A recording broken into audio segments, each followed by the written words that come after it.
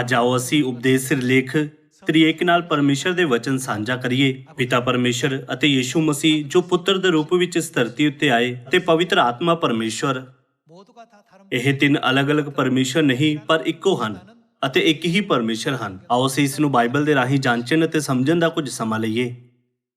ਆਓ ਅਸੀਂ ਯਹੂਨਾ ਅਧਿਆਇ 5 ਵਚਨ 39 ਉੱਤੇ ਇੱਕ ਨਜ਼ਰ ਪਾਈਏ। ਤੁਸੀਂ ਲਿਖਤਾਂ ਨੂੰ ਭਾਲਦੇ ਹੋ ਕਿਉਂਕਿ ਤੁਸੀਂ ਸਮਝਦੇ ਹੋ ਭਾਈ ਇਹਨਾਂ ਵਿੱਚ ਸਾਨੂੰ ਸਦੀਪਕ ਜੀਵਨ ਮਿਲਦਾ ਹੈ ਅਤੇ ਇਹ ਕਿਸ ਦੇ ਹੱਕ ਵਿੱਚ ਸਾਖੀ ਦਿੰਦੇ ਹਨ? ਮੇਰੇ ਹੱਕ ਵਿੱਚ ਜੋ ਸਾਖੀ ਦਿੰਦੇ ਹਨ ਸੋ ਇਹ ਹਨ।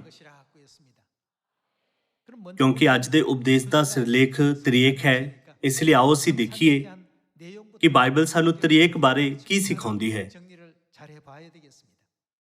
ਜੇਕਰ ਸਾਡੇ ਕੋਲ ਤ੍ਰਿਏਕ ਬਾਰੇ ਸਹੀ ਗਿਆਨ ਨਾ ਹੋਵੇ ਫਿਰ ਅਸੀਂ ਗਲਤ ਸਮਝਾਂਗੇ ਕਿ ਪਿਤਾ ਪਰਮੇਸ਼ਰ ਯਹੋਵਾ, ਪੁੱਤਰ ਪਰਮੇਸ਼ਰ ਯੀਸ਼ੂ ਅਤੇ ਪਵਿੱਤਰ ਆਤਮਾ ਪਰਮੇਸ਼ਰ ਅਲੱਗ-ਅਲੱਗ ਹਨ। ਜੇਕਰ ਅਸੀਂ ਇਸ ਸਿਧਾਂਤ ਨੂੰ ਸਹੀ ਤਰ੍ਹਾਂ ਨਾ ਸਮਝੀਏ ਫਿਰ ਸਾਡੀ ਗਲਤਫਹਿਮੀ ਦੇ ਕਾਰਨ ਬਾਈਬਲ ਦੀਆਂ ਸਾਰੀਆਂ ਸਿੱਖਿਆਵਾਂ ਉਲਝਾਉਣ ਵਾਲੀਆਂ ਪ੍ਰਤੀਤ ਹੋਣਗੀਆਂ। ਸਾਡੇ ਲਈ ਬਾਈਬਲ ਨੂੰ ਸਮਝਣਾ ਮੁਸ਼ਕਿਲ ਹੋਵੇਗਾ। ਇੱਕ ਵਚਨ ਵਿੱਚ ਲਿਖਿਆ ਹੈ ਯਹੋਵਾ ਮੁਕਤੀਦਾਤਾ ਹੈ, ਦੂਸਰੇ ਵਚਨ ਵਿੱਚ ਲਿਖਿਆ ਹੈ ਯੀਸ਼ੂ ਮਸੀਹ ਮੁਕਤੀਦਾਤਾ ਹੈ। ਇੱਕ ਵਚਨ ਵਿੱਚ ਲਿਖਿਆ ਹੈ ਯਹੋਵਾ ਦੇ ਗਵਾਹ ਬਣੋ, ਦੂਸਰੇ ਵਚਨ ਵਿੱਚ ਲਿਖਿਆ ਹੈ ਯੀਸ਼ੂ ਦੇ ਗਵਾਹ ਬਣੋ। ਇਸ ਲਈ ਲੋਕ ਪੁੱਛ ਸਕਦੇ ਹਨ ਫਿਰ ਬਾਈਬਲ ਸਾਨੂੰ ਕਿਸ ਉੱਤੇ ਵਿਸ਼ਵਾਸ ਕਰਨ ਲਈ ਕਹਿੰਦੀ ਹੈ? ਤ੍ਰਿਏਕ ਨੂੰ ਸਮਝੇ ਬਿਨਾ ਉਹ ਬੇਸਹਾਰਾ ਹੋ ਕੇ ਖੁਦ ਦੇ ਵਿਚਾਰਾਂ ਉੱਤੇ ਜ਼ੋਰ ਦਿੰਦੇ ਹੋਏ ਇੱਕ ਗਲਤ ਦ੍ਰਿਸ਼ਟੀਕੋਣ ਰੱਖਦੇ ਹਨ। ਉਹ ਬਿਲਕੁਲ ਯਹੂਦੀਆਂ, ਫਰੀਸੀਆਂ ਅਤੇ ਗ੍ਰੰਥੀਆਂ ਵਾਂਗ ਹਨ ਜਿਨ੍ਹਾਂ ਨੇ ਆਪਣੀ ਗਲਤਫਹਿਮੀ ਦੇ ਕਾਰਨ ਯੀਸ਼ੂ ਨੂੰ ਨਹੀਂ ਪਹਿਚਾਨਿਆ ਸੀ, ਬਲਕਿ ਉਹਨਾਂ ਦਾ ਅਪਮਾਨ ਕੀਤਾ ਸੀ ਜਦੋਂ ਉਹ 2000 ਸਾਲ ਪਹਿਲਾਂ ਧਰਤੀ ਉੱਤੇ ਆਏ ਸੀ। ਅੱਜ ਤ੍ਰਿਏਕ ਨੂੰ ਨਾ ਸਮਝਦੇ ਹੋਏ ਲੋਕ ਉਹੀ ਗਲਤੀ ਕਰ ਰਹੇ ਹਨ। ਪਰ ਉਹਨਾਂ ਦੇ ਬਾਰੇ ਕੀ ਜਿਨ੍ਹਾਂ ਨੇ ਰਸੂਲ ਯਹੂਨਾ ਵਾਂਗ ਤ੍ਰਿਏਕ ਉੱਤੇ ਵਿਸ਼ਵਾਸ ਕੀਤਾ? ਉਹ ਪਰਮੇਸ਼ਰ ਹਨ ਜੋ ਆਦਿ ਵਿੱਚ ਸ਼ਬਦ ਸੀ। ਵਚਨ ਜੋ ਪਰਮੇਸ਼ਰ ਹਨ ਸਾਡੇ ਵਿਚਕਾਰ ਸਰੀਰ ਵਿੱਚ ਪ੍ਰਗਟ ਹੋਏ, ਉਹ ਯੀਸ਼ੂ ਮਸੀਹ ਹਨ। ਰਸੂਲ ਪੌਲਸ ਨੇ ਯੀਸ਼ੂ ਬਾਰੇ ਕੀ ਕਿਹਾ? ਉਹ ਪਰਮੇਸ਼ਰ ਦਾ ਸਵਰੂਪ ਹੈ। ਕਿ ਉਹਨਾਂ ਸਾਰਿਆਂ ਨੇ ਬਾਈਬਲ ਵਿੱਚ ਇਹ ਨਹੀਂ ਲਿਖਿਆ? ਕਿਉਂਕਿ ਪਹਿਲੇ ਚਰਚ ਦੇ ਸਾਰੇ ਸੰਤ ਤ੍ਰਿਏਕ ਉੱਤੇ ਸਹੀ ਤਰ੍ਹਾਂ ਵਿਸ਼ਵਾਸ ਕਰਦੇ ਸੀ। ਉਹਨਾਂ ਨੇ ਯੀਸ਼ੂ ਮਸੀਹ ਦੇ ਅਹੁਦੇ ਅਤੇ ਉਹਨਾਂ ਦੇ ਅਸਲੀ ਰੂਪ ਨੂੰ ਸੰਪੂਰਨ ਰੂਪ ਨਾਲ ਮਹਿਸੂਸ ਕੀਤਾ ਅਤੇ ਸਪਸ਼ਟ ਰੂਪ ਨਾਲ ਸਮਝਿਆ। ਅੱਜ ਅਸੀਂ ਪਵਿੱਤਰ ਆਤਮਾ ਦੇ ਯੁੱਗ ਵਿੱਚ ਜੀ ਰਹੇ ਹਾਂ। ਸਾਡੇ ਨਾਲ ਜੋ ਪਵਿੱਤਰ ਆਤਮਾ ਦੇ ਯੁੱਗ ਵਿੱਚ ਜੀ ਰਹੇ ਹਨ, ਬਹੁਤ ਸਾਰੇ ਲੋਕ ਮਸੀਹਾਨ ਸਾਊ ਜੀ ਬਾਰੇ ਪੁੱਛ ਸਕਦੇ ਹਨ ਜੋ ਇਸ ਧਰਤੀ ਉੱਤੇ ਯੀਸ਼ੂ ਮਸੀਹ ਦੇ ਨਵੇਂ ਨਾਮ ਨਾਲ ਆਏ ਹਨ। ਤੁਸੀਂ ਕਿਵੇਂ ਇੱਕ ਮਨੁੱਖ ਉੱਤੇ ਵਿਸ਼ਵਾਸ ਕਰ ਸਕਦੇ ਹੋ ਜੋ ਪਰਮੇਸ਼ਰ ਹੋਣ ਦਾ ਦਾਅਵਾ ਕਰਦੇ ਹਨ? ਲਗਭਗ 2000 ਸਾਲ ਪਹਿਲਾਂ ਲੋਕ ਜਿਨ੍ਹਾਂ ਨੇ ਤ੍ਰਿਏਕ ਉੱਤੇ ਵਿਸ਼ਵਾਸ ਨਹੀਂ ਕੀਤਾ ਸੀ ਉਹਨਾਂ ਨੇ ਇਹੀ ਕਿਹਾ ਸੀ। ਇਹ ਸਥਿਤੀ ਯਹੂਨਾ ਦੇ 10 ਵਚਨ 30 ਵਿੱਚ ਦਰਜ ਕੀਤੀ ਗਈ ਹੈ। ਜਿਸ ਪ੍ਰਕਾਰ ਇਤਿਹਾਸ ਖੁਦ ਨੂੰ ਦੁਹਰਾਉਂਦਾ ਹੈ, ਤ੍ਰਿਏਕ ਬਾਰੇ ਲੋਕਾਂ ਦੀ ਗਲਤਫਹਿਮੀ ਕਾਰਨ ਹੋਈਆਂ ਇਹ ਸਥਿਤੀਆਂ ਪਿਤਾ ਦੇ ਯੁੱਗ, ਪੁੱਤਰ ਦੇ ਯੁੱਗ ਅਤੇ ਪਵਿੱਤਰ ਆਤਮਾ ਦੇ ਯੁੱਗ ਵਿੱਚ ਵਾਰ-ਵਾਰ ਵਾਪਰਦੀਆਂ ਹਨ। ਇਸ ਲਈ ਸਾਨੂੰ ਕਿਸੇ ਹੋਰ ਯੰਤਰ ਰਾਹੀਂ ਆਤਮਿਕ ਦੁਨੀਆ ਨੂੰ ਨਹੀਂ ਦੇਖਣਾ ਚਾਹੀਦਾ। ਇਸ ਦੇ ਬਜਾਏ ਸਾਨੂੰ ਸਿਰਫ ਬਾਈਬਲ ਰਾਹੀਂ ਆਤਮਿਕ ਦੁਨੀਆ ਨੂੰ ਦੇਖਣਾ ਚਾਹੀਦਾ ਹੈ।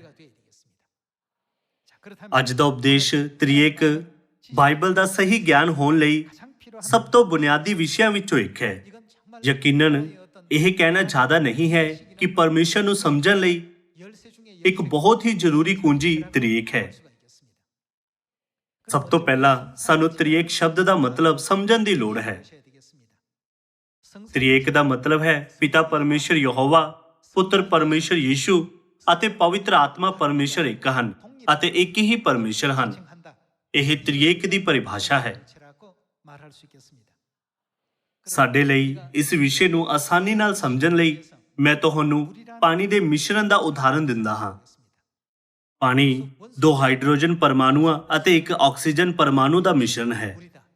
ਇਸ ਲਈ ਇਸ ਦਾ ਰਸਾਇਣਿਕ ਸੂਤਰ H2O ਹੈ। ਜਦੋਂ ਤਾਪਮਾਨ 0 ਡਿਗਰੀ ਸੈਲਸੀਅਸ ਤੋਂ ਨੀਚੇ ਚਲਾ ਜਾਂਦਾ ਹੈ ਫਿਰ ਪਾਣੀ ਨਾਲ ਕੀ ਹੁੰਦਾ ਹੈ? ਪਾਣੀ ਬਦਲ ਜਾਂਦਾ ਹੈ। ਜਦੋਂ ਉਸ ਦਾ ਰੂਪ ਬਦਲ ਜਾਂਦਾ ਹੈ ਫਿਰ ਉਸ ਦਾ ਨਾਮ ਵੀ ਬਦਲ ਜਾਂਦਾ ਹੈ। ਇਸ ਦਾ ਨਾਮ ਪਾਣੀ ਤੋਂ ਬਰਫ਼ ਵਿੱਚ ਬਦਲ ਜਾਂਦਾ ਹੈ ਕਿਉਂਕਿ ਇਸ ਦਾ ਰੂਪ ਤਰਲ ਤੋਂ ਠੋਸ ਵਿੱਚ ਬਦਲ ਜਾਂਦਾ ਹੈ।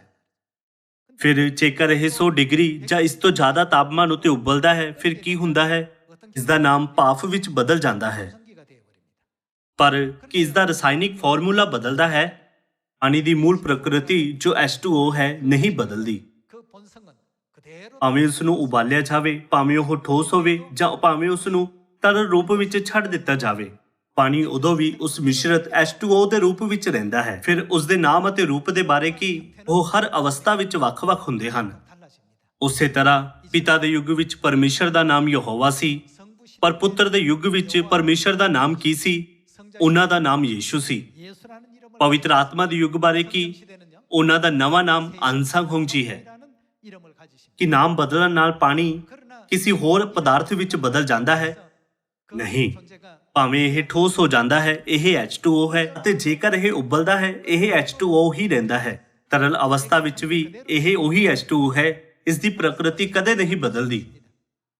ਅਲੱਗ-ਅਲੱਗ ਪਰਿਸਥਿਤੀਆਂ ਵਿੱਚ ਪਾਣੀ ਦੇ ਵੱਖ-ਵੱਖ ਨਾਮ ਹੁੰਦੇ ਹੋਏ ਵੀ ਉਸ ਦਾ ਮੂਲ ਤੱਤ ਨਹੀਂ ਬਦਲਦਾ। ਉਸੇ ਤਰ੍ਹਾਂ ਪਰਮੇਸ਼ਰ ਦੇ ਪਿਤਾ ਦੇ ਯੁੱਗ ਵਿੱਚ ਮਨੁੱਖ ਜਾਤੀ ਨੂੰ ਬਚਾਉਣ ਲਈ ਕੰਮ ਕਰਦੇ ਸਮੇਂ ਯਹੋਵਾ ਨਾਮ ਦਾ ਪ੍ਰਯੋਗ ਕੀਤਾ। ਪੁੱਤਰ ਦੇ ਯੁੱਗ ਵਿੱਚ ਉਸੇ ਪਰਮੇਸ਼ਰ ਨੇ ਯੀਸ਼ੂ ਨਾਮ ਦੀ ਵਰਤੋਂ ਕੀਤੀ। ਪਵਿੱਤਰ ਆਤਮਾ ਦੇ ਯੁੱਗ ਵਿੱਚ ਜਦੋਂ ਉਹ ਇਸ ਧਰਤੀ ਉੱਤੇ ਆਏ, ਉਹਨਾਂ ਨੇ ਕਿਸ ਨਾਮ ਦੀ ਵਰਤੋਂ ਕੀਤੀ? ਉਹਨਾਂ ਨੇ ਅਨਸੰਗ ਨਾਮ ਦੀ ਵਰਤੋਂ ਕੀਤੀ। ਬਾਈਬਲ ਇਸ ਨੂੰ ਇੱਕ ਨਵੇਂ ਨਾਮ ਦੇ ਰੂਪ ਵਿੱਚ ਵਰਣਨ ਕਰਦੀ ਹੈ। ਇਹ ਯੀਸ਼ੂ ਦਾ ਨਵਾਂ ਨਾਮ ਹੈ। ਜੇਕਰ ਤੁਸੀਂ ਪਾਣੀ ਦੇ ਪਰਿਵਰਤਨ ਨੂੰ ਸਪਸ਼ਟ ਰੂਪ ਨਾਲ ਸਮਝਦੇ ਹੋ, ਫਿਰ ਤੁਸੀਂ ਤ੍ਰਿਏਕ ਦੇ ਸਿਧਾਂਤ ਨੂੰ ਵੀ ਸਮਝ ਸਕਦੇ ਹੋ। ਭਾਵੇਂ ਪਾਣੀ ਬਰਫ਼ ਜਾਂ ਭਾਫ਼ ਵਿੱਚ ਬਦਲ ਜਾਂਦਾ ਹੈ, ਪਰ ਇਸ ਦਾ ਰਸਾਇਣਿਕ ਸੂਤਰ ਬਿਲਕੁਲ ਨਹੀਂ ਬਦਲਦਾ। ਉਸੇ ਤਰ੍ਹਾਂ ਪਿਤਾ ਪਰਮੇਸ਼ਰ ਯਹੋਵਾ, ਪੁੱਤਰ ਪਰਮੇਸ਼ਰ ਯੀਸ਼ੂ ਅਤੇ ਪਵਿੱਤਰ ਆਤਮਾ ਪਰਮੇਸ਼ਰ ਅਨਸੰਗ ਜੀ, ਜੋ ਯੀਸ਼ੂ ਦਾ ਨਵਾਂ ਨਾਮ ਹੈ, ਅਲੱਗ ਨਹੀਂ ਹੈ, ਬਲਕਿ ਇੱਕ ਹੈ ਅਤੇ ਇੱਕ ਹੀ ਪਰਮੇਸ਼ਰ ਹਨ। ਅੱਜ ਅਸੀਂ ਜਿਸ ਤ੍ਰਿਏਕ ਬਾਰੇ ਅਧਿਐਨ ਕਰ ਰਹੇ ਹਾਂ, ਇਹ ਉਸ ਦਾ ਮੁੱਖ ਬਿੰਦੂ ਹੈ। ਯੀਸ਼ੂ ਨੇ ਕਿਹਾ, ਪਵਿੱਤਰ ਗ੍ਰੰਥ ਉਹ ਹੈ ਜੋ ਮੇਰੀ ਸਾਖੀ ਦਿੰਦਾ ਹੈ। ਕਿ ਬਾਈਬਲ ਸੱਚਮੁੱਚ ਯੀਸ਼ੂ ਬਾਰੇ ਇਸ ਤਰ੍ਹਾਂ ਸਾਖੀ ਦਿੰਦੀ ਹੈ? ਅੱਜ ਅਸੀਂ ਇਸ ਦੀ ਪੁਸ਼ਟੀ ਨਹੀਂ ਕਰਾਂਗੇ। ਸਭ ਤੋਂ ਪਹਿਲਾਂ ਆਓ ਅਸੀਂ ਪੁਸ਼ਟੀ ਕਰੀਏ ਕਿ ਪਿਤਾ ਪਰਮੇਸ਼ਰ ਯਹੋਵਾ ਅਤੇ ਪੁੱਤਰ ਪਰਮੇਸ਼ਰ ਯੀਸ਼ੂ ਇੱਕ ਹਨ ਅਤੇ ਇੱਕੋ ਹੀ ਪਰਮੇਸ਼ਰ ਹਨ। ਆਓ ਯਸ਼ਾਇਆ ਅਧਿਆਇ 9 ਵਚਨ 6 ਦੇਖੀਏ। ਸਾਡੇ ਲਈ ਤਾਂ ਇੱਕ ਬਾਲਕ ਜੰਮਿਆ ਅਤੇ ਸਾਨੂੰ ਇੱਕ ਪੁੱਤਰ ਬਖਸ਼ਿਆ ਗਿਆ। ਰਾਜ ਉਹਦੇ ਮੋਢੇ ਉੱਤੇ ਹੋਵੇਗਾ ਅਤੇ ਉਹਦਾ ਨਾਮ ਐਂ ਸੱਦਿਆ ਜਾਵੇਗਾ। ਕੀ ਰੱਖਿਆ ਜਾਵੇਗਾ? ਅਚਰਜ, ਸਲਾਹੂ, ਸ਼ਕਤੀਮਾਨ ਪਰਮੇਸ਼ਵਰ। ਬਾਈਬਲ ਭਵਿੱਖਬਾਣੀ ਕਰਦੀ ਹੈ, ਸਾਡੇ ਲਈ ਤਾਂ ਇੱਕ ਬਾਲਕ ਜੰਮਿਆ। ਬਾਈਬਲ ਕਹਿੰਦੀ ਹੈ ਕਿ ਇਹ ਬਾਲਕ ਸ਼ਕਤੀਮਾਨ ਪਰਮੇਸ਼ਰ ਹੈ। ਅੱਗੇ ਕੀ ਲਿਖਿਆ ਹੈ? ਇਹ ਲਿਖਿਆ ਹੈ, ਉਹ ਅਨਾਦਿ ਪਿਤਾ ਹੈ। ਯਿਸੂ ਦੇ ਜਨਮ ਤੋਂ ਲਗਭਗ 700 ਸਾਲ ਪਹਿਲਾਂ ਪਿਤਾ ਪਰਮੇਸ਼ਰ ਨੇ ਨਬੀਆਂ ਦੁਆਰਾ ਇਹ ਭਵਿੱਖਬਾਣੀ ਲਿਖੀ ਸੀ ਕਿ ਉਹ ਪੁੱਤਰ ਦੇ ਰੂਪ ਵਿੱਚ ਧਰਤੀ ਉੱਤੇ ਜਨਮ ਲੈਣਗੇ। ਇੱਥੋਂ ਤੱਕ ਅਨਾਦਿਕਾਲ ਪਿਤਾ ਮਤਲਬ ਪਿਤਾ ਪਰਮੇਸ਼ਰ ਦੀ ਗੱਲ ਹੈ। ਫਿਰ ਪਿਤਾ ਦੇ ਯੁੱਗ ਵਿੱਚ ਉਹਨਾਂ ਨੂੰ ਯਹੋਵਾ ਕਿਹਾ ਜਾਂਦਾ ਸੀ। ਬਾਲਕ ਜੋ ਪੁੱਤਰ ਦੇ ਰੂਪ ਵਿੱਚ ਜੰਮਿਆ, ਉਹ ਕੌਣ ਹੈ? ਬਾਈਬਲ ਗਵਾਹੀ ਦਿੰਦੀ ਹੈ ਕਿ ਬਾਲਕ ਅਨਾਦਿ ਪਿਤਾ ਹੈ। ਦੂਸਰੇ ਸ਼ਬਦਾਂ ਵਿੱਚ ਯੀਸ਼ੂ ਮਸੀਹ ਜੋ ਇਸ ਧਰਤੀ ਉੱਤੇ ਬਾਲਕ ਦੇ ਰੂਪ ਵਿੱਚ ਪੈਦਾ ਹੋਏ ਸੀ, ਉਹ ਪਿਤਾ ਪਰਮੇਸ਼ਰ ਯਹੋਵਾ ਸੀ। ਕਿ ਇਸ ਦਾ ਮਤਲਬ ਇਹ ਨਹੀਂ ਕਿ ਉਹ ਇੱਕੋ ਹਨ ਅਤੇ ਇੱਕ ਹੀ ਪਰਮੇਸ਼ਰ ਹਨ। ਫਿਲਿੱਪੀਆਂ ਅਧਿਆਇ 2 ਵਚਨ 5 ਅਨੁਸਾਰ ਇਹ ਕਹਿੰਦਾ ਹੈ, ਤੁਹਾਡਾ ਉਹ ਸੁਭਾਅ ਹੋਵੇ ਜੋ ਮਸੀਹ ਯੀਸ਼ੂ ਦਾ ਵੀ ਸੀ ਕਿ ਉਸਨੇ ਉਹ ਕਿਸ ਦੇ ਸਵਰੂਪ ਵਿੱਚ? ਪਰਮੇਸ਼ਰ ਦੇ ਸਵਰੂਪ ਵਿੱਚ ਹੋ ਕੇ। ਸਿੱਧੇ ਸ਼ਬਦਾਂ ਵਿੱਚ ਕਹੀਏ ਤਾਂ ਯੀਸ਼ੂ ਮੂਲ ਰੂਪ ਵਿੱਚ ਪਰਮੇਸ਼ਰ ਹਨ। ਦੂਸਰੇ ਸ਼ਬਦਾਂ ਵਿੱਚ ਕੀ ਇਹ ਸਾਨੂੰ ਨਹੀਂ ਸਿਖਾਉਂਦਾ ਕਿ ਯੀਸ਼ੂ ਹੀ ਪਿਤਾ ਪਰਮੇਸ਼ਰ ਯਹੋਵਾ ਹੈ? ਬਾਈਬਲ ਵਿੱਚ ਗਵਾਹੀ ਦਿੱਤੇ ਗਏ ਇਹਨਾਂ ਵਚਨਾਂ ਤੋਂ ਜ਼ਿਆਦਾ ਠੋਸ ਸਬੂਤ ਸਾਨੂੰ ਨਹੀਂ ਮਿਲ ਸਕਦਾ ਹੈ ਨਾ? ਆਓ ਅਸੀਂ ਯਹੂਨਾ ਅਧਿਆਇ 1 ਵਚਨ 1 ਉੱਤੇ ਨਜ਼ਰ ਪਾਈਏ। ਆਦਿ ਵਿੱਚ ਸ਼ਬਦ ਸੀ ਔਰ ਸ਼ਬਦ ਪਰਮੇਸ਼ਰ ਦੇ ਸੰਗ ਸੀ ਅਤੇ ਸ਼ਬਦ ਕੀ ਸੀ? ਸ਼ਬਦ ਪਰਮੇਸ਼ਰ ਸੀ। ਪਰਮੇਸ਼ਰ ਜੋ ਆਦਿ ਵਿੱਚ ਸ਼ਬਦ ਦੇ ਰੂਪ ਵਿੱਚ ਮੌਜੂਦ ਸੀ, ਪਿਤਾ ਪਰਮੇਸ਼ਰ ਯਹੋਵਾ ਹਨ, ਜੋ ਉਤਪਤ ਅਧਿਆਇ 1 ਵਚਨ 1 ਵਿੱਚ ਪ੍ਰਗਟ ਹੁੰਦੇ ਹਨ। ਹੁਣ ਆਓ ਯਹੂਨਾ ਅਧਿਆਇ 1 ਵਚਨ 14 ਪੜ੍ਹਨ ਦੁਆਰਾ ਦੇਖੀਏ ਕਿ ਪਿਤਾ ਪਰਮੇਸ਼ਰ ਯਹੋਵਾ ਨਾਲ ਕੀ ਹੋਇਆ। ਸ਼ਬਦ ਯਹੂਨਾ ਅਧਿਆਇ 1 ਵਚਨ 1 ਪਹਿਲਾਂ ਹੀ ਵਿਆਖਿਆ ਕਰਦਾ ਹੈ ਕਿ ਸ਼ਬਦ ਪਰਮੇਸ਼ਰ ਹੈ, ਪਰ ਸ਼ਬਦ ਜੋ ਪਰਮੇਸ਼ਰ ਹੈ ਯਹੂਨਾ ਅਧਿਆਇ 1 ਵਚਨ 14 ਦੇ ਅਨੁਸਾਰ ਕੀ ਬਣ ਗਿਆ? ਅਤੇ ਸ਼ਬਦ ਦੇਹਧਾਰੀ ਹੋਇਆ ਅਤੇ ਕਿਰਪਾ ਅਤੇ ਸੱਚਾਈ ਨਾਲ ਭਰਪੂਰ ਹੋ ਕੇ ਸਾਡੇ ਵਿੱਚ ਵਾਸ ਕੀਤਾ ਅਤੇ ਅਸਾਂ ਉਸ ਦਾ ਤੇਜ ਪਿਤਾ ਦੇ ਇਕਲੌਤੇ ਦੇ ਤੇਜ ਵਰਗਾ ਡਿੱਠਾ। ਹੁਣ ਪਿਤਾ ਪਰਮੇਸ਼ਰ ਯਹੋਵਾ ਜੋ ਆਦਿ ਵਿੱਚ ਮੌਜੂਦ ਸੀ, ਇਸ ਧਰਤੀ ਉੱਤੇ ਕਿਸ ਦੇ ਰੂਪ ਵਿੱਚ ਸਰੀਰ ਵਿੱਚ ਪੈਦਾ ਹੋਏ ਸੀ? ਉਹ ਯੀਸ਼ੂ ਮਸੀਹ ਦੇ ਰੂਪ ਵਿੱਚ ਪੈਦਾ ਹੋਏ ਸੀ। ਅਸੀਂ ਸਿੱਖਿਆ ਦੀ ਪੁਸ਼ਟੀ ਯਹੂਨਾ ਦੇ 1:1 ਅਤੇ ਯਹੂਨਾ ਦੇ 1:14 ਵਿੱਚ ਕਰ ਸਕਦੇ ਹਾਂ। ਇਹ ਕਹਿਣਾ ਗਲਤ ਨਹੀਂ ਹੈ ਕਿ ਜੋ ਪਿਤਾ ਪਰਮੇਸ਼ਰ ਯਹੋਵਾ ਨੇ ਕੀਤਾ ਉਹੀ ਯੀਸ਼ੂ ਨੇ ਕੀਤਾ। ਉਹ ਯੀਸ਼ੂ ਦੁਆਰਾ ਕੀਤਾ ਗਿਆ ਸੀ। ਅਸੀਂ ਅਜਿਹਾ ਕਹਿ ਸਕਦੇ ਹਾਂ, ਹੈ ਨਾ? ਅਸੀਂ ਪਿਤਾ ਪਰਮੇਸ਼ਰ ਯਹੋਵਾ ਅਤੇ ਯੀਸ਼ੂ ਬਾਰੇ ਅਜਿਹਾ ਕਿਉਂ ਕਹਿ ਸਕਦੇ ਹਾਂ? ਅਜਿਹਾ ਇਸ ਲਈ ਹੈ ਕਿਉਂਕਿ ਉਹ ਅਲੱਗ ਨਹੀਂ ਹਨ, ਪਰ ਇੱਕ ਹੀ ਪਰਮੇਸ਼ਰ ਹਨ। ਭਾਵੇਂ ਪਿਤਾ ਪਰਮੇਸ਼ਰ ਯਹੋਵਾ ਨੇ ਇੱਕ ਹੋਰ ਨਾਮ ਨਾਲ ਯੀਸ਼ੂ ਦੀ ਵਰਤੋਂ ਕੀਤੀ, ਪਰ ਉਹ ਮੂਲ ਰੂਪ ਵਿੱਚ ਇੱਕ ਹੀ ਪਰਮੇਸ਼ਰ ਹਨ। ਇਸ ਲਈ ਫਿਲਿੱਪੀਆਂ ਦੇ 2:5 ਵਿੱਚ ਲਿਖਿਆ ਵਚਨ ਸਾਨੂੰ ਸਿਖਾਉਂਦਾ ਹੈ ਕਿ ਯੀਸ਼ੂ ਸੁਭਾਵ ਹੀ ਤੋਂ ਪਰਮੇਸ਼ਰ ਹਨ, ਹੈ ਨਾ? ਜੇਕਰ ਲੋਕ ਤ੍ਰਿਏਕ ਦੀ ਸੱਚਾਈ ਨੂੰ ਸਮਝੇ ਬਿਨਾਂ ਜਾਂ ਤ੍ਰਿਏਕ ਨੂੰ ਮਹਿਸੂਸ ਕੀਤੇ ਬਿਨਾਂ ਬਾਈਬਲ ਪੜ੍ਹਨ, ਫਿਰ ਉਹ ਪਾਉਣਗੇ ਕਿ ਬਾਈਬਲ ਇੱਕ ਨਾਵਲ, ਇੱਕ ਕਾਲਪਨਿਕ ਕਥਾ ਜਾਂ ਇੱਕ ਕਹਾਣੀ ਦੇ ਇਲਾਵਾ ਹੋਰ ਕੁਝ ਨਹੀਂ ਹੈ। ਯੀਸ਼ੂ ਨੇ ਕਿਉਂ ਕਿਹਾ ਮੈਂ ਔਰ ਪਿਤਾ ਇੱਕੋ ਹਾਂ? ਇਹ ਸਮਝਣ ਲਈ ਕਿ ਯੀਸ਼ੂ ਨੇ ਅਜਿਹਾ ਕਿਉਂ ਕਿਹਾ, ਸਾਨੂੰ ਇਸ ਮਹੱਤਵਪੂਰਨ ਅਤੇ ਡੂੰਘੀ ਸੱਚਾਈ ਨੂੰ ਸਮਝਣ ਲਈ ਇਹ ਮਹਿਸੂਸ ਕਰਨ ਦੀ ਲੋੜ ਹੈ, ਜਿਸ ਨੂੰ ਪਰਮੇਸ਼ਰ ਨੇ ਪੂਰੀ ਤਰ੍ਹਾਂ ਬਾਈਬਲ ਵਿੱਚ ਦਰਜ ਕੀਤਾ ਹੈ। ਬਾਈਬਲ ਇਹ ਵੀ ਕਹਿੰਦੀ ਹੈ, ਆਦਿ ਵਿੱਚ ਸ਼ਬਦ ਸੀ ਅਤੇ ਸ਼ਬਦ ਦੇਹਧਾਰੀ ਹੋਇਆ। ਪਰਮੇਸ਼ਰ ਦੇਹਧਾਰੀ ਹੋਏ ਦਾ ਅਰਥ ਹੈ ਕਿ ਪਰਮੇਸ਼ਰ ਇਸ ਧਰਤੀ ਉੱਤੇ ਮਨੁੱਖ ਦੇ ਰੂਪ ਵਿੱਚ ਆਏ, ਸਾਡੇ ਵਿਚਕਾਰ ਡੇਰਾ ਕੀਤਾ ਅਤੇ ਸਾਡੇ ਨਾਲ ਮਿਲ ਕੇ ਕੰਮ ਕੀਤਾ। ਕਿ ਤੁਹਾਨੂੰ 31 ਸਾਲ ਦੇ ਸਾਡੇ 2 ਭਰਾ ਯਾਦ ਹਨ ਜੋ ਉੱਠ ਖੜੇ ਹੋਏ ਸੀ, ਕਿਉਂਕਿ ਕੋਈ ਵੀ 30 ਸਾਲ ਦਾ ਨਹੀਂ ਸੀ। ਮੰਨ ਲਵੋ ਕਿ ਇਹਨਾਂ ਭਰਾਵਾਂ ਵਿੱਚੋਂ ਇੱਕ ਨੇ ਕਿਹਾ, ਮੈਂ ਤੁਹਾਡਾ ਪਰਮੇਸ਼ਰ ਯਹੋਵਾ ਹਾਂ, ਮੇਰੇ ਉੱਤੇ ਵਿਸ਼ਵਾਸ ਕਰੋ। ਜੇਕਰ ਤੁਸੀਂ 2000 ਸਾਲ ਪਹਿਲਾਂ ਜਿਉਂਦੇ ਹੁੰਦੇ, ਕਿ ਤੁਸੀਂ ਆਸਾਨੀ ਨਾਲ ਆਮੀਨ ਕਹਿੰਦੇ ਹੋਏ ਉਹਨਾਂ ਦੇ ਪਿੱਛੇ ਚੱਲਦੇ? ਕਿ ਤੁਸੀਂ ਆਸਾਨੀ ਨਾਲ ਉਹਨਾਂ ਨੂੰ ਸਵੀਕਾਰ ਕਰਦੇ? ਬਾਈਬਲ ਸਿਖਾਉਂਦੀ ਹੈ ਕਿ ਜੇਕਰ ਅਸੀਂ ਪਰਮੇਸ਼ਰ ਦਾ ਸਹੀ ਗਿਆਨ ਰੱਖੇ ਬਿਨਾਂ ਮਸੀਹ ਨੂੰ ਸਿਰਫ ਆਪਣੇ ਸਰੀਰਕ ਨਜ਼ਰੀਏ ਨਾਲ ਦੇਖੀਏ, ਤਦ ਅਸੀਂ ਮਸੀਹ ਉੱਤੇ ਵਿਸ਼ਵਾਸ ਨਹੀਂ ਕਰ ਸਕਦੇ, ਮਸੀਹ ਦਾ ਪਾਲਣ ਨਹੀਂ ਕਰ ਸਕਦੇ ਅਤੇ ਨਾ ਹੀ ਮਸੀਹ ਨੂੰ ਸਵੀਕਾਰ ਕਰ ਸਕਦੇ ਹਾਂ। ਤੁਹਾਡੇ ਲਈ ਉਹਨਾਂ ਨੂੰ ਸਵੀਕਾਰ ਕਰਨਾ ਬਹੁਤ ਮੁਸ਼ਕਿਲ ਹੋਵੇਗਾ, ਪਰ ਜਿਨ੍ਹਾਂ ਨੂੰ ਪਰਮੇਸ਼ਰ ਨੇ ਪਰਮੇਸ਼ਰ ਦੇ ਗਿਆਨ ਨੂੰ ਦੇਖਣ, ਸੁਣਨ ਅਤੇ ਸਮਝਣ ਦੀ ਇਜਾਜ਼ਤ ਦਿੱਤੀ ਹੈ, ਉਹ ਮਸੀਹ ਨੂੰ ਸਵੀਕਾਰ ਕਰ ਸਕਦੇ ਹਨ, ਹੈ ਨਾ? ਉਹ ਮਸੀਹ ਨੂੰ ਪਹਿਚਾਨ ਸਕਦੇ ਹਨ ਅਤੇ ਉਹਨਾਂ ਨੂੰ ਸਵੀਕਾਰ ਕਰ ਸਕਦੇ ਹਨ, ਫਿਰ ਭਾਵੇਂ ਉਹ ਕਿੰਨਾ ਵੀ ਭੇਤ ਨਾਲ ਭਰਿਆ ਕਿਉਂ ਨਾ ਹੋਵੇ। ਯੀਸ਼ੂ ਨੇ ਇਸ ਪ੍ਰਕਾਰ ਕਿਹਾ, ਮੈਂ ਔਰ ਪਿਤਾ ਇੱਕੋ ਹਾਂ। ਭਾਵੇਂ ਯੀਸ਼ੂ ਨੇ ਸਿੱਧਾ ਪ੍ਰਗਟ ਕੀਤਾ ਕਿ ਉਹ ਕੌਣ ਸੀ, ਅਨੇਕ ਯਹੂਦੀਆਂ, ਗ੍ਰੰਥੀਆਂ ਅਤੇ ਫਰੀਸੀਆਂ ਨੇ ਉਹਨਾਂ ਉੱਤੇ ਪਥਰਾਵ ਕਰਨ ਲਈ ਪੱਥਰ ਚੁੱਕੇ। ਯਹੂਨਾ ਦੇ 10:30 ਵਿੱਚ ਯੀਸ਼ੂ ਨੇ ਕਿਹਾ, ਮੈਂ ਔਰ ਪਿਤਾ ਇੱਕੋ ਹਾਂ। ਇਸ ਆਇਤ ਵਿੱਚ ਲਿਖੇ ਗਏ ਉਹਨਾਂ ਦੇ ਪ੍ਰਗਟਾਵੇ ਵਿੱਚ ਤ੍ਰਿਏਕ ਦੀ ਸੱਚਾਈ ਨੂੰ ਸਭ ਤੋਂ ਸਪਸ਼ਟ ਰੂਪ ਨਾਲ ਸਮਝਾਇਆ ਗਿਆ ਹੈ। ਹੋਵਾ ਪਰਮੇਸ਼ਵਰ ਇਕੁਅਲ ਯੀਸ਼ੂ। ਇਸ ਸਿੱਖਿਆ ਦੇ ਬਾਵਜੂਦ ਜੋ ਯੀਸ਼ੂ ਨੇ ਦਿੱਤੀ ਸੀ, ਆਓ ਅਗਲੇ ਵਚਨ ਵਿੱਚ ਉਹਨਾਂ ਯਹੂਦੀਆਂ ਦੀ ਮਾਨਸਿਕਤਾ ਦੇਖੀਏ ਜਿਨ੍ਹਾਂ ਨੇ ਤ੍ਰਿਏਕ ਦੇ ਸਿਧਾਂਤ ਨੂੰ ਨਹੀਂ ਸਮਝਿਆ ਸੀ। ਆਓ ਵਚਨ 31 ਨਾਲ ਜਾਰੀ ਰੱਖੀਏ। ਯਹੂਦੀਆਂ ਨੇ ਫਿਰ ਪੱਥਰ ਚੁੱਕੇ ਜੋ ਉਹਨੂੰ ਪਥਰਾਵ ਕਰਨ। ਯੀਸ਼ੂ ਨੇ ਅੱਗੋਂ ਉਹਨਾਂ ਨੂੰ ਆਖਿਆ, ਮੈਂ ਤੁਹਾਨੂੰ ਪਿਤਾ ਦੇ ਵੱਲੋਂ ਅਨੇਕ ਚੰਗੇ ਕੰਮ ਵਿਖਾਏ, ਉਹਨਾਂ ਵਿੱਚੋਂ ਕਿਹੜੇ ਕੰਮ ਦੇ ਬਦਲੇ ਤੁਸੀਂ ਮੈਨੂੰ ਪਥਰਾਵ ਕਰਦੇ ਹੋ? ਯਹੂਦੀਆਂ ਨੇ ਉਹਨੂੰ ਉੱਤਰ ਦਿੱਤਾ ਕਿ ਅਸੀਂ ਤੈਨੂੰ ਚੰਗੇ ਕੰਮ ਪਿੱਛੇ ਪਥਰਾਵ ਨਹੀਂ ਕਰਦੇ, ਪਰ ਕੁਫਰ ਪਿੱਛੇ, ਅਤੇ ਇਸ ਲਈ ਜੋ ਤੂੰ ਮਨੁੱਖ ਹੋ ਕੇ ਆਪਣੇ ਆਪ ਨੂੰ ਕੀ ਬਣਾਉਂਦਾ ਹੈ? ਪਰਮੇਸ਼ਵਰ ਬਣਾਉਂਦਾ ਹੈ। ਉਹਨਾਂ ਨੇ ਕਿਹਾ, ਤੂੰ ਸਿਰਫ ਇੱਕ ਮਨੁੱਖ ਹੈ, ਇੱਕ ਮਨੁੱਖ ਕਿਵੇਂ ਪਰਮੇਸ਼ਰ ਹੋ ਸਕਦਾ ਹੈ? ਅਜਿਹਾ ਕਹਿੰਦੇ ਹੋਏ ਉਹਨਾਂ ਨੇ ਪਰਮੇਸ਼ਰ ਦੀ ਨਿੰਦਿਆ ਕਰਨ ਦੇ ਕਾਰਨ ਉਹਨਾਂ ਉੱਤੇ ਪਥਰਾਵ ਕਰਨ ਲਈ ਪੱਥਰ ਚੁੱਕੇ। ਸਾਰੇ ਲੋਕੋ, ਯੀਸ਼ੂ ਨੇ ਖੁਦ ਕਿਹਾ ਕਿ ਉਹ ਪਿਤਾ ਪਰਮੇਸ਼ਰ ਹਨ। ਰਸੂਲ ਯਹੂਨਾ ਨਬੀ ਨੇ ਵੀ ਇਸ ਬਾਰੇ ਗਵਾਹੀ ਦਿੱਤੀ ਅਤੇ ਯਸ਼ਾਇਆ ਨਬੀ ਨੇ ਵੀ ਇਸ ਬਾਰੇ ਯਸ਼ਾਇਆ 9 ਵਿੱਚ ਸਪਸ਼ਟ ਰੂਪ ਨਾਲ ਭਵਿੱਖਬਾਣੀ ਕੀਤੀ। ਯਸ਼ਾਇਆ ਦੀ ਕਿਤਾਬ ਦੀਆਂ ਭਵਿੱਖਬਾਣੀਆਂ ਦੱਸਦੀਆਂ ਹਨ ਕਿ ਇੱਕ ਬਾਲਕ ਜੋ ਪੁੱਤਰ ਦੇ ਰੂਪ ਵਿੱਚ ਪੈਦਾ ਹੋਵੇਗਾ ਤੇ ਗਲੀਲ ਵਿੱਚ ਵੱਡਾ ਹੋਵੇਗਾ, ਸ਼ਕਤੀਮਾਨ ਪਰਮੇਸ਼ਰ ਅਤੇ ਅਨਾਦਿ ਪਿਤਾ ਹੈ। ਫਿਰ ਕਿ ਪਿਤਾ ਪਰਮੇਸ਼ਰ ਯਹੋਵਾ ਅਤੇ ਪੁੱਤਰ ਪਰਮੇਸ਼ਰ ਯੀਸ਼ੂ ਇੱਕ ਦੂਸਰੇ ਤੋਂ ਅਲੱਗ ਹੋ ਸਕਦੇ ਹਨ? ਨਹੀਂ, ਉਹ ਕਦੇ ਵੀ ਅਲੱਗ ਨਹੀਂ ਹੋ ਸਕਦੇ। ਆਓ ਅਸੀਂ ਯਸ਼ਾਇਆ 43:11 ਦੇਖੀਏ। ਮੈਂ ਹਾਂ, ਮੈਂ ਹੀ ਯਹੋਵਾ ਹਾਂ, ਮੇਰੇ ਬਿਨਾਂ, ਯਹੋਵਾ ਤੋਂ ਬਿਨਾਂ ਕੋਈ ਵੀ ਕੀ ਨਹੀਂ, ਕੋਈ ਬਚਾਉਣ ਵਾਲਾ ਨਹੀਂ ਹੈ। ਜੇਕਰ ਪਿਤਾ ਪਰਮੇਸ਼ਰ ਯਹੋਵਾ, ਪੁੱਤਰ ਪਰਮੇਸ਼ਰ ਯੀਸ਼ੂ ਅਤੇ ਪਵਿੱਤਰ ਆਤਮਾ ਪਰਮੇਸ਼ਰ ਅਲੱਗ ਹਨ, ਫਿਰ ਸਾਨੂੰ ਕਿਸ ਪਰਮੇਸ਼ਰ ਉੱਤੇ ਵਿਸ਼ਵਾਸ ਕਰਨਾ ਚਾਹੀਦਾ ਹੈ? ਯਸ਼ਾਇਆ 43 ਅਨੁਸਾਰ ਸਾਨੂੰ ਪਿਤਾ ਪਰਮੇਸ਼ਰ ਯਹੋਵਾ ਉੱਤੇ ਵਿਸ਼ਵਾਸ ਕਰਨਾ ਚਾਹੀਦਾ ਹੈ। ਇੱਥੇ ਪੁਰਾਣੇ ਨਿਯਮ ਵਿੱਚ ਲਿਖਿਆ ਹੈ, ਮੈਂ ਹਾਂ। ਮੈਂ ਹੀ ਯਹੋਵਾ ਹਾਂ, ਮੇਰੇ ਬਿਨਾ ਕੋਈ ਬਚਾਉਣ ਵਾਲਾ ਨਹੀਂ ਹੈ।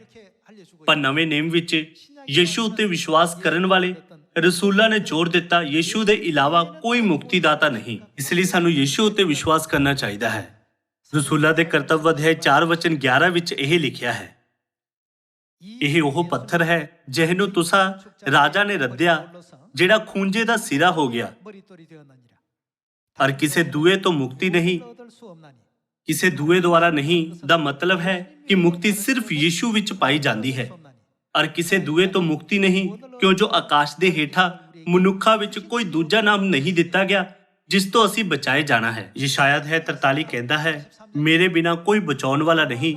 ਪਰ ਰਸੂਲਾਂ ਦੇ ਕਰਤੱਵ ਅਧਿਆਇ 4 ਵਚਨ 12 ਕਹਿੰਦਾ ਹੈ, ਯੀਸ਼ੂ ਦੇ ਇਲਾਵਾ ਕੋਈ ਮੁਕਤੀਦਾਤਾ ਨਹੀਂ। ਇੱਕ ਹੀ ਬਾਈਬਲ ਦੇ ਕਿਸ ਹਿੱਸੇ ਤੇ ਸਾਨੂੰ ਵਿਸ਼ਵਾਸ ਕਰਨਾ ਚਾਹੀਦਾ ਹੈ ਅਤੇ ਕਿਸ ਹਿੱਸੇ ਨੂੰ ਨਜ਼ਰਅੰਦਾਜ਼ ਕਰਨਾ ਚਾਹੀਦਾ ਹੈ?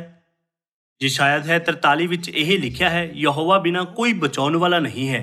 ਰਸੂਲਾਂ ਦੇ ਕਰਤੱਵ ਅਧਿਆਇ 4 ਵਚਨ 12 ਵਿੱਚ ਇਹ ਲਿਖਿਆ ਹੈ, ਯੀਸ਼ੂ ਦੇ ਇਲਾਵਾ ਕੋਈ ਹੋਰ ਮੁਕਤੀਦਾਤਾ ਨਹੀਂ। ਜੇਕਰ ਪਿਤਾ ਪਰਮੇਸ਼ਰ ਯਹੋਵਾ ਅਤੇ ਪੁੱਤਰ ਪਰਮੇਸ਼ਰ ਯੀਸ਼ੂ ਇੱਕੋ ਪਰਮੇਸ਼ਰ ਨਹੀਂ ਹੁੰਦੇ, ਫਿਰ ਇਹ ਬਾਈਬਲ ਵਿੱਚ ਇੱਕ ਵੱਡਾ ਵਿਰੋਧਾਭਾਸ ਹੁੰਦਾ। ਕਿ ਤੁਸੀਂ ਸਹਿਮਤ ਨਹੀਂ? ਪਰ ਬਾਈਬਲ ਵਿੱਚ ਕੋਈ ਵਿਰੋਧਾਭਾਸ ਨਹੀਂ ਹੈ। ਅਜਿਹਾ ਕਿਉਂ ਹੈ?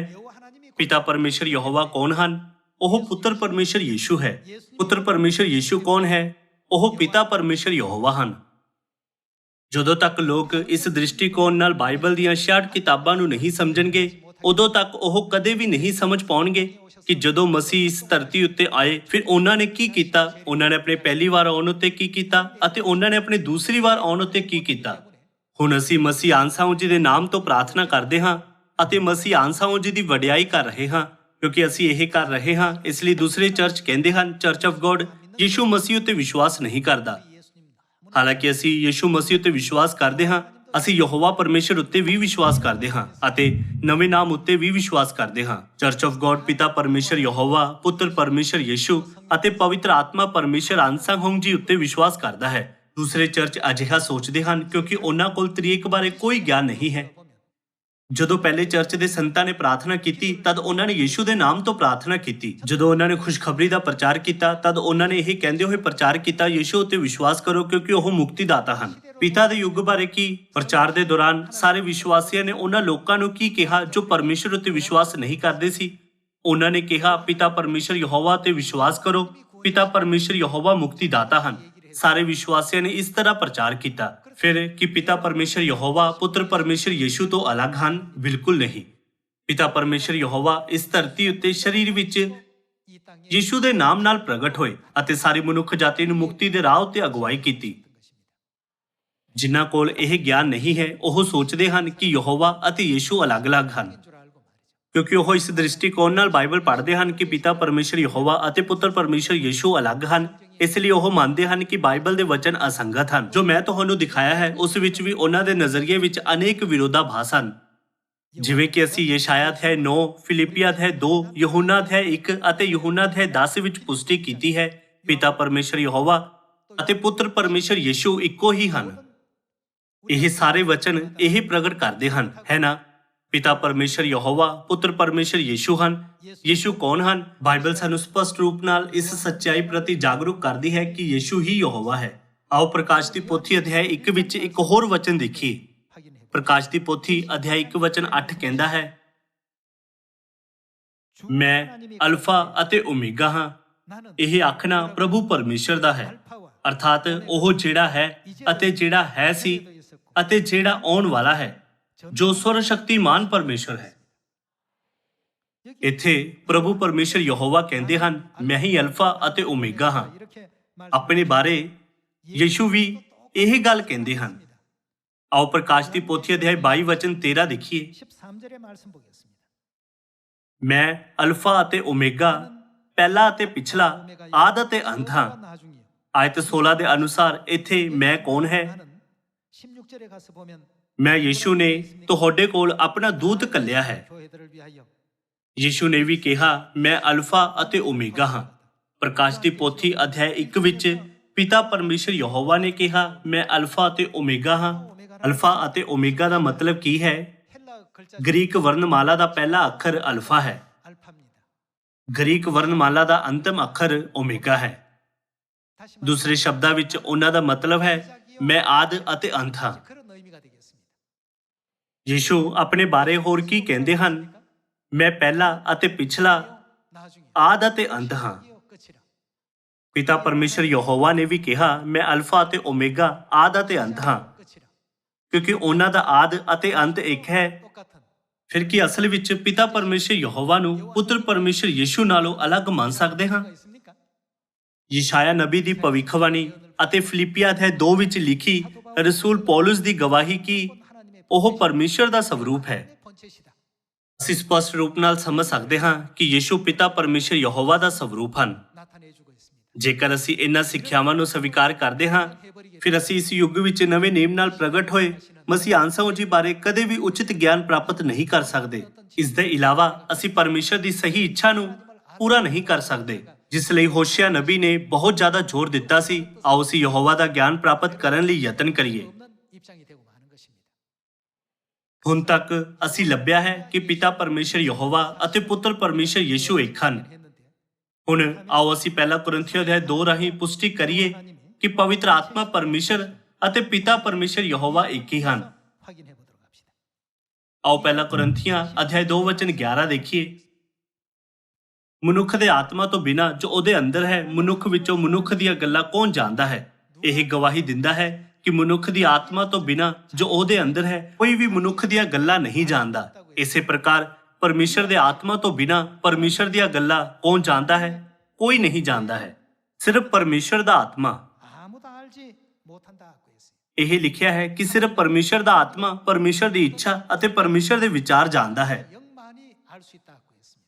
ਪਰ ਵਚਨ 10 ਵਿੱਚ ਇਹ ਕਹਿੰਦਾ ਹੈ, 1절의 말씀 보시면 ਉਹਨਾਂ ਨੂੰ ਪਰਮੇਸ਼ਰ ਦੇ ਆਤਮਾ ਦੇ ਦੁਆਰਾ ਸਾਡੇ ਉੱਤੇ ਪ੍ਰਗਟ ਕੀਤਾ, ਕਿਉਂ ਜੋ ਆਤਮਾ ਸਾਰੀਆਂ ਵਸਤਾਂ ਦੀ ਸਗੋਂ ਪਰਮੇਸ਼ਰ ਦੀਆਂ ਡੂੰਘੀਆਂ ਵਸਤਾਂ ਦੀ ਜਾਂਚ ਕਰ ਲੈਂਦਾ ਹੈ। 깊은 것이라도 ਇਸ ਦਾ ਮਤਲਬ ਹੈ ਕਿ ਆਤਮਾ ਪਰਮੇਸ਼ਰ ਬਾਰੇ ਸਭ ਕੁਝ ਜਾਣਦਾ ਹੈ। 했습니다. ਫਿਰ ਪਵਿੱਤਰ ਆਤਮਾ ਅਤੇ ਪਿਤਾ ਪਰਮੇਸ਼ਰ ਵਿਚਕਾਰ ਕੀ ਸੰਬੰਧ ਹੈ? ਅਸੀਂ ਸਮਝ ਸਕਦੇ ਹਾਂ ਕਿ ਉਹ ਇੱਕ ਹੀ ਪਰਮੇਸ਼ਰ ਹਨ, ਹੈ ਨਾ? 우리가 생각 ਸਾਡੀ ਆਤਮਾ ਤੋਂ ਇਲਾਵਾ ਕੋਈ ਨਹੀਂ ਜਾਣਦਾ ਕਿ ਅਸੀਂ ਕੀ ਸੋਚਦੇ ਹਾਂ ਅਤੇ ਕੀ ਜਾਣਦੇ ਹਾਂ। ਉਸੇ ਤਰ੍ਹਾਂ 마찬가지로 ਜੇਕਰ ਆਤਮਾ ਪਰਮੇਸ਼ਰ ਬਾਰੇ ਸਭ ਕੁਝ ਜਾਣਦਾ ਹੈ, ਫਿਰ ਆਤਮਾ ਕੌਣ ਹੈ?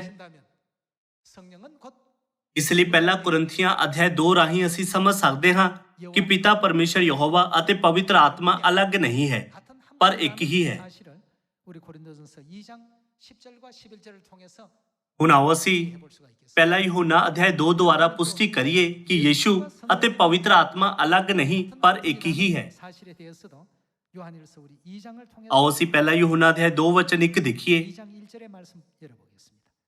ਹੇ ਮੇਰੇ ਬੱਚਿਓ, ਮੈਂ ਇਹ ਗੱਲਾਂ ਤੁਹਾਨੂੰ ਇਸ ਲਈ ਲਿਖਦਾ ਹਾਂ ਭਾਈ ਤੁਸੀਂ ਪਾਪ ਨਾ ਕਰੋ। 말씀은 너희로 ਉਹਨਾਂ ਨੇ ਕਿਹਾ, ਮੈਂ ਇਹ ਗੱਲਾਂ ਤੁਹਾਨੂੰ ਇਸ ਲਈ ਲਿਖਦਾ ਹਾਂ 쓰는 것은 ਭਾਈ ਤੁਸੀਂ ਪਾਪ ਨਾ ਕਰੋ। 죄를 범치 않게 하게 하기 위해서 ਅਤੇ ਜੇ ਕੋਈ ਪਾਪ ਕਰੇ ਤਾਂ ਪਿਤਾ ਦੇ ਕੋਲ ਸਾਡਾ ਇੱਕ ਸਹਾਇਕ ਹੈ। 아버지 앞에서 우리에게 ਸਾਡਾ ਸਹਾਇਕ ਕੌਣ ਹੈ? ਅਰਥਾਤ ਯੀਸ਼ੂ ਮਸੀਹ ਜਿਹੜਾ ਧਰਮੀ ਹੈ। 누구시라고요? 예수 그리스도시라고 ਇੱਕ ਸਹਾਇਕ ਮਤਲਬ ਸਲਾਹਕਾਰ ਨੂੰ ਇੱਕ ਅਜਿਹੇ ਵਿਅਕਤੀ ਦੇ ਰੂਪ ਵਿੱਚ ਪਰਿਭਾਸ਼ਿਤ ਕੀਤਾ ਜਾਂਦਾ ਹੈ ਜੋ ਕਿਸੇ ਦੇ ਬਚਾਅ ਵਿੱਚ ਬੋਲਦਾ ਹੈ। 표현한다고 되어 있습니다. ਯੀਸ਼ੂ ਨੂੰ ਇੱਕ ਸਹਾਇਕ ਜਾਂ ਇੱਕ ਸਲਾਹਕਾਰ ਦੇ ਰੂਪ ਵਿੱਚ ਵਿਅਕਤ ਕੀਤਾ ਜਾਂਦਾ ਹੈ। 표현하고 있습니다. ਇੱਥੇ ਯੀਸ਼ੂ ਦਾ ਵਰਣਨ ਇੱਕ ਸਹਾਇਕ ਜਾਂ ਇੱਕ ਸਲਾਹਕਾਰ ਦੇ ਰੂਪ ਵਿੱਚ ਕੀਤਾ ਗਿਆ ਹੈ। ਆਓ ਅਸੀਂ ਯਹੋਨਾ ਦੇ 14 ਵਚਨ 26 ਦੁਆਰਾ ਦੇਖੀਏ ਕਿ ਸਹਾਇਕ ਦੇ ਰੂਪ ਵਿੱਚ ਹੋਰ ਕਿਸ ਨੂੰ ਵਿਅਕਤ ਕੀਤਾ ਗਿਆ ਹੈ। ਪਰ ਜਾਂ ਉਹ ਸਹਾਇਕ ਆਵੇ ਜਿਹਨੂੰ ਮੈਂ ਤੁਹਾਡੇ ਕੋਲ ਪਿਤਾ ਦੇ ਵੱਲੋਂ ਕੱਲਾਂਗਾ। ਅਰਥਾਤ ਸਹਾਇਕ ਕੌਣ ਹੈ?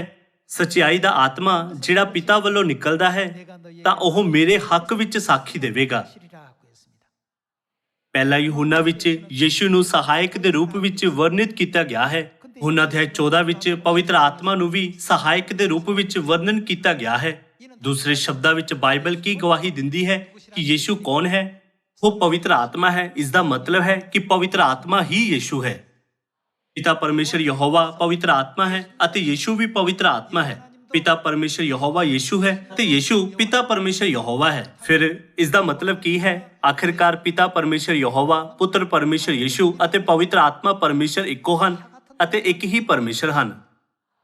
ਤ੍ਰਿਏਕ ਵਿੱਚ ਸਭ ਤੋਂ ਮਹੱਤਵਪੂਰਨ ਗੱਲ ਇਹ ਹੈ, ਇੱਕੋ ਪਰਮੇਸ਼ਰ ਹਰੇਕ ਯੁੱਗ ਵਿੱਚ ਅਲੱਗ-ਅਲੱਗ ਨਾਮ ਦੀ ਵਰਤੋਂ ਕਰਕੇ ਮਨੁੱਖ ਜਾਤੀ ਦੀ ਮੁਕਤੀ ਅਤੇ ਸਦੀਪਕ ਸਵਰਗ ਦੇ ਰਾਜ ਵਿੱਚ ਅਗਵਾਈ ਕਰਦੇ ਹਨ। 중요한 요소가 되겠습니다. ਮਸੀਹ ਆਨਸੰਗ ਹੋਂਗਜੀ ਜੋ ਇਸ ਯੁੱਗ ਵਿੱਚ ਸਾਰੀ ਮਨੁੱਖ ਜਾਤੀ ਨੂੰ ਬਚਾਉਣ ਲਈ ਇਸ ਧਰਤੀ ਉੱਤੇ ਨਵੇਂ ਨੇਮ ਨਾਲ ਆਏ ਹਨ। 2000 ਸਾਲ ਪਹਿਲਾਂ ਵੀ ਆਏ ਸੀ। ਉਹਨਾਂ ਨੇ ਉਸ ਸਮੇਂ ਕੀ ਕੀਤਾ? ਤੁਹਾਨੂੰ ਪਤਾ ਹੈ ਕਿ ਉਹਨਾਂ ਨੇ ਕੀ ਕੀਤਾ? ਉਹ ਗਲੀਲ ਦੀ ਝੀਲ ਕੋਲ ਗਏ ਅਤੇ ਪਤਰਸ ਨੂੰ ਕਿਹਾ, ਮੇਰੇ ਮਗਰ ਆਓ ਤਾਂ ਮੈਂ ਤੁਹਾਨੂੰ ਮਨੁੱਖਾਂ ਦੇ ਸ਼ਿਕਾਰੀ ਬਣਾਵਾਂਗਾ। ਇਹ ਕਿਸ ਨੇ ਕਿਹਾ? ਇਹ ਪਵਿੱਤਰ ਆਤਮਾ ਨੇ ਕਿਹਾ। 2000 ਸਾਲ ਪਹਿਲਾਂ ਪਵਿੱਤਰ ਆਤਮਾ ਪਰਮੇਸ਼ਰ ਆਨਸੰਗ ਹੋਂਗਜੀ ਨੇ ਇਹ ਕਿਹਾ। ਲਗਭਗ 3500 ਸਾਲ ਪਹਿਲਾਂ ਮਸੀਹ ਆਨਸੰਗ ਹੋਂਗਜੀ ਨੇ ਕੀ ਕੀਤਾ? ਆਓ ਜਾਣੀਏ ਕਿ ਉਹਨਾਂ ਨੇ 3500 ਸਾਲ ਪਹਿਲਾਂ ਕੀ ਕੀਤਾ। ਉਹ ਮਿਸਰੀਆਂ ਉੱਤੇ 10 ਬਿਪਤਾਵਾਂ ਲਿਆਏ ਅਤੇ ਸਤਾਏ ਜਾ ਰਹੇ ਇਜ਼ਰਾਈਲੀਆਂ ਨੂੰ ਮੁਕਤ ਕੀਤਾ। ਮਸੀਹ ਆਨਸੰਗ ਹੋਂਗਜੀ ਪਿਤਾ ਪਰਮੇਸ਼ਰ ਯਹੋਵਾ ਹਨ ਜਿਨ੍ਹਾਂ ਨੇ ਇਹ ਕੀਤਾ। ਤ੍ਰਿਏਕ ਸਿਰਫ ਇਹ ਕਹਿਣ ਦੀ ਗੱਲ ਨਹੀਂ ਹੈ ਕਿ A B ਦੇ ਵਾਂਗ ਹੈ ਅਤੇ B C ਦੇ ਵਾਂਗ ਹੈ, ਇਸ ਲਈ A C ਦੇ ਬਰਾਬਰ ਹੈ। ਅਸੀਂ ਗਣਿਤ ਨਿਯਮ ਵਰਗੀਆਂ ਕੁਝ ਨਿਸ਼ਚਿਤ ਤਰਕਾਂ ਨੂੰ ਸਮਝਣ ਦੀ ਕੋਸ਼ਿਸ਼ ਨਹੀਂ ਕਰ ਰਹੇ। ਅਸੀਂ ਇਸ ਦਲੀਲ ਰਾਹੀਂ ਆਖਿਰਕਾਰ ਕੀ ਸਿੱਖਣਾ ਹੈ? ਪਵਿੱਤਰ ਆਤਮਾ ਪਰਮੇਸ਼ਰ ਜੋ ਇਸ ਯੁੱਗ ਵਿੱਚ ਪ੍ਰਗਟ ਹੋਏ ਹਨ, ਉਹਨਾਂ ਨੇ 2000 ਸਾਲ ਪਹਿਲਾਂ ਕੀ ਕੀਤਾ? 3500 ਸਾਲ ਪਹਿਲਾਂ ਉਹਨਾਂ ਨੇ ਕੀ ਕੀਤਾ? ਸੁਲੇਮਾਨ ਦੇ ਸਮੇਂ ਪਰਮੇਸ਼ਰ ਉਸ ਦੇ ਸਾਹਮਣੇ ਕਿਵੇਂ ਪ੍ਰਗਟ ਹੋਏ ਸੀ? ਆਦਿ ਵਿੱਚ ਜਦੋਂ ਪਰਮੇਸ਼ਰ ਨੇ ਆਕਾਸ਼ ਅਤੇ ਧਰਤੀ ਅਤੇ ਉਹਨਾਂ ਵਿੱਚ ਸਭ ਕੁਝ ਦੀ ਸ੍ਰਿਸ਼ਟੀ ਕੀਤੀ, ਤਦ ਉਹਨਾਂ ਨੇ ਕੀ ਕੀਤਾ? ਕਿ ਇਹਨਾਂ ਸਾਰਿਆਂ ਦੇ ਅਰਥ ਨੂੰ ਸਮਝਣਾ ਅਤੇ ਮਹਿਸੂਸ ਕਰਨਾ ਤ੍ਰਿਏਕ ਦਾ ਅਧਿਐਨ ਕਰਨ ਦਾ ਉਦੇਸ਼ ਨਹੀਂ। ਜਦੋਂ ਤੱਕ ਅਸੀਂ ਤ੍ਰਿਏਕ ਨੂੰ ਸਹੀ ਤਰ੍ਹਾਂ ਨਹੀਂ ਸਮਝਦੇ, ਉਦੋਂ ਤੱਕ ਅਸੀਂ ਗਲਤ ਸਮਝ ਸਕਦੇ ਹਾਂ ਅਤੇ ਸੋਚ ਸਕਦੇ ਹਾਂ ਕਿ ਅਸੀਂ ਇੱਕ ਅਲੱਗ ਮੁਕਤੀਦਾਤਾ ਦੀ ਉਪਾਸਨਾ ਕਰ ਰਹੇ ਹਾਂ। ਪਰ ਜੇਕਰ ਅਸੀਂ ਤ੍ਰਿਏਕ ਨੂੰ ਸਹੀ ਢੰਗ ਨਾਲ ਸਮਝਦੇ ਹਾਂ, ਫਿਰ ਉਹ ਅਲੱਗ ਨਹੀਂ ਬਲਕਿ ਇੱਕ ਹੀ ਪਰਮੇਸ਼ਰ ਹਨ। ਇਸ ਲਈ ਯੀਸ਼ੂ ਨੇ ਯਹੋਨਾ ਦੇ 10:30 ਵਿੱਚ ਕਿਹਾ, ਮੈਂ ਅਰ ਪਿਤਾ ਇੱਕੋ ਹਾਂ। ਤ੍ਰਿਏਕ ਦੀ ਸੱਚਾਈ ਦਾ ਅਧਿਐਨ ਕੀਤੇ ਬਿਨਾਂ ਕਿ ਅਸੀਂ ਮਸੀਹ ਆਨਸੰਗ ਹੋਂਗਜੀ ਨੂੰ ਜੋ ਇੱਕ ਵਾਰ ਅਬਰਾਹਮ ਦੇ ਘਰਾਣੇ ਵਿੱਚ ਪ੍ਰਗਟ ਹੋਏ ਅਤੇ ਜਿਨ੍ਹਾਂ ਨੇ ਸਦੋਮ ਅਤੇ ਅਮੋਰਾ ਨੂੰ ਨਸ਼ਟ ਕੀਤਾ, ਜਾਣ ਸਕਦੇ ਹਾਂ 이해할 수 있습니까? ਕਿ ਮਸੀਹ ਆਨਸੰਗ ਹੋਂਗਜੀ ਅਚਾਨਕ ਆਏ ਪਰਮੇਸ਼ਰ ਹਨ ਜੋ ਅਚਾਨਕ ਇਸ ਯੁੱਗ ਵਿੱਚ ਸਾਡੀ ਮੁਕਤੀ ਲਈ ਸਵਰਗ ਤੋਂ ਇਸ ਧਰਤੀ ਉੱਤੇ ਆਏ? ਨਹੀਂ, ਅਜਿਹਾ ਨਹੀਂ ਹੈ। ਇਹ ਉਹੀ ਹਨ ਜੋ 2000 ਸਾਲ ਪਹਿਲਾਂ ਪਹਿਲੇ ਚਰਚ ਦੇ ਸਮੇਂ ਵਿੱਚ ਇਸ ਧਰਤੀ ਉੱਤੇ ਆਏ ਸੀ। ਕਿਸ ਨੇ ਪਤਰਸ ਅਤੇ ਯਹੋਨਾ ਨੂੰ ਆਪਣਾ ਚੇਲਾ ਬਣਾਇਆ? ਕਿਸ ਨੇ ਦਮਿਸ਼ਕ ਦੇ ਰਾਸਤੇ ਵਿੱਚ ਰਸੂਲ ਪੌਲਸ ਨੂੰ ਤੋਬਾ ਕਰਾਈ ਅਤੇ ਉਸ ਨੂੰ ਪਰਮੇਸ਼ਰ ਦਾ ਮਹਾਨ ਖੁਸ਼ਖਬਰੀ ਦਾ ਸੇਵਕ ਬਣਾਇਆ? ਉਹ ਮਸੀਹ ਆਨਸੰਗ ਹੋਂਗਜੀ ਹਨ ਜਿਨ੍ਹਾਂ ਨੇ ਇਹ ਸਭ ਕੀਤਾ। ਜੇਕਰ ਅੱਜ ਅਸੀਂ ਤ੍ਰਿਏਕ ਬਾਰੇ ਸੱਚਾਈ ਦਾ ਅਧਿਐਨ ਕੀਤਾ ਹੈ, ਇਹ ਸਿਰਫ ਇਸ ਤਰਕ ਨੂੰ ਜਾਣਨ ਲਈ ਨਹੀਂ ਹੈ ਕਿ ਪਿਤਾ ਪਰਮੇਸ਼ਰ ਯਹੋਵਾ ਅਤੇ ਪੁੱਤਰ ਪਰਮੇਸ਼ਰ ਯੀਸ਼ੂ ਇੱਕੋ ਹਨ ਅਤੇ ਪਿਤਾ ਪਰਮੇਸ਼ਰ ਯਹੋਵਾ ਅਤੇ ਪਵਿੱਤਰ ਆਤਮਾ ਪਰਮੇਸ਼ਰ ਇੱਕੋ ਹਨ। ਸਾਨੂੰ ਸਿਰਫ ਇੰਨਾ ਹੀ ਜਾਣਨ ਦੀ ਲੋੜ ਨਹੀਂ ਹੈ। ਅਸੀਂ ਇਸ ਯੁੱਗ ਵਿੱਚ ਨਵੇਂ ਨਾਮ ਨਾਲ ਇਸ ਧਰਤੀ ਉੱਤੇ ਆਏ ਮਸੀਹ ਆਨਸੰਗ ਹੋਂਗਜੀ ਦੇ ਬਾਰੇ ਪਿਛਲੇ ਕੰਮਾਂ ਨੂੰ ਦੇਖ ਸਕਦੇ ਹਾਂ। ਜਦੋਂ ਅਸੀਂ ਇਹਨਾਂ ਸਾਰਿਆਂ ਨੂੰ ਸਮਝਾਂਗੇ, ਫਿਰ ਅਸੀਂ ਮਸੀਹ ਆਨਸੰਗ ਹੋਂਗਜੀ ਦੇ ਪਵਿੱਤਰ ਅਤੇ ਮਹਾਨ ਕੰਮ ਨੂੰ ਸਹੀ ਤਰ੍ਹਾਂ ਸਮਝ ਸਕਾਂਗੇ ਜੋ ਇਸ ਯੁੱਗ ਵਿੱਚ ਨਵੇਂ ਨਾਮ ਨਾਲ ਧਰਤੀ ਉੱਤੇ ਆਏ ਹਨ। ਅੱਜ ਅਸੀਂ ਤ੍ਰਿਏਕ ਦੇ ਅਰਥ ਬਾਰੇ ਪਰਮੇਸ਼ਰ ਦੇ ਵਚਨ ਦਾ ਅਧਿਐਨ ਕੀਤਾ ਹੈ। ਆਸ ਕਰਦੇ ਹੋਏ ਕਿ ਤੁਸੀਂ ਸਾਰਿਆਂ ਨੇ ਪਰਮੇਸ਼ਰ ਦੀ ਕਿਰਪਾ ਪਾਈ ਅਤੇ ਤੁਸੀਂ ਹਮੇਸ਼ਾ ਪਰਮੇਸ਼ਰ ਦੇ ਵਚਨ ਵਿੱਚ ਬਣੇ ਰਹੋਗੇ। ਮੈਂ ਅੱਜ ਦਾ ਉਪਦੇਸ਼ ਸਮਾਪਤ ਕਰਨਾ ਚਾਹੁੰਦਾ ਹਾਂ। ਤੁਹਾਡਾ ਬਹੁਤ ਬਹੁਤ ਧੰਨਵਾਦ।